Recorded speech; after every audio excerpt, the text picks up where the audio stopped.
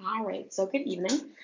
Just like the professor said, literally everything is sales. So you're always either like selling yourself, or selling a product or idea. Even if you want to do something with a friend, you're selling the idea to them that you should go get ice cream instead of going for a 5 mile run. Tough choice.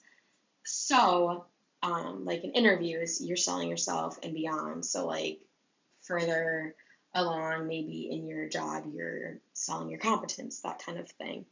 So, the first video was about data storytelling. Storytelling is very impactful, I think. It teaches lessons. People use it all the time. I mean, it's all over the Bible. They are always telling stories. And of course, it's good for sales as well. That's just like a technique to kind of keep them entertained and also visualization, that kind of thing. So Ben Wellington was this guy's name. Do we care about his bicycle or his graphs about his bicycle injuries or cab tipping or any of his graphs? Not necessarily. I mean, they're interesting, but they don't relate to us whatsoever, especially being in New York City. But we pay attention because he's entertaining and he's a storyteller. If he didn't tell stories and he just showed us these graphs, we would not care whatsoever. We'd be like, cool, interesting, but it wouldn't, keep us entertained for 15 plus minutes. So the next story or next video is Sam Horn. When she was first talking about Carrie Fisher, I was thinking Carrie from the show Sex and the City, so I had to look that one up. But they were talking, or she was talking about better ways to kind of, they were talking about explaining what you do for a living. So in the example that they did for each other was,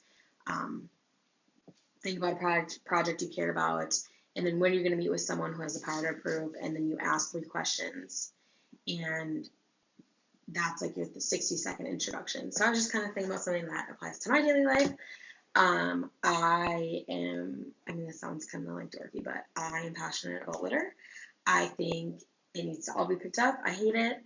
So I know some places on campus there's some trash, and it doesn't matter how often you pick it up, the wind blows it in and everything. So project I would like to implement is maybe like campus beautification days across the summer, meeting on a Saturday, I don't know, volunteering, that kind of thing. So meeting with someone who has the power to improve, maybe my boss, is a good place to start. And then 3 questions to turn into, off the bat, I want to be like, do you hate trash? Do you love the environment? I think those are kind of, like, do you love the environment is kind of leading, because no, I feel like many people aren't going to say no to that. Like, no, I hate the environment, burn it down. You know what I mean? So I feel like some questions are better than others. Some of them they're forced to say yes to. And that's part of the persuasion. In the book, they talk about, where is this at? I'm sorry. Social conformity as motivation. It says societal norms is a social conformity as motivation, which I definitely see. I know, just being the marketing coordinator and running the social media, there's definitely things that I noticed that a lot of social media, different companies and stuff do, just because it's kind of a societal norm and not necessarily that they particularly care about it. As harsh as that is, but it's just, norms. It's just something that you do. Wish more people cared, but it doesn't. It's not necessarily how that happens. So with that, asking 3 did you know questions, I was just thinking about, that could definitely help me in my future life and jobs and stuff like that. Even like a social media, like a marketing campaign. It might be overused, but being like, did you know Defiance College has a 98.9% placement rate, blah, blah, blah. Did you know? And then she was talking about putting imagine in there. So like painting a picture, like imagine a college that blah, blah, blah, blah, blah, blah, blah. So it definitely gave me some things to think about in a future work situation, as well as that kind of thing.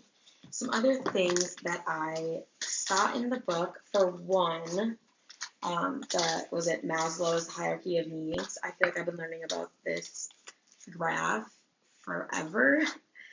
So that was interesting to see, and then interesting to see them add a couple more on the 8 hidden needs. So it's definitely something that I didn't really think about before. And then as well in the book,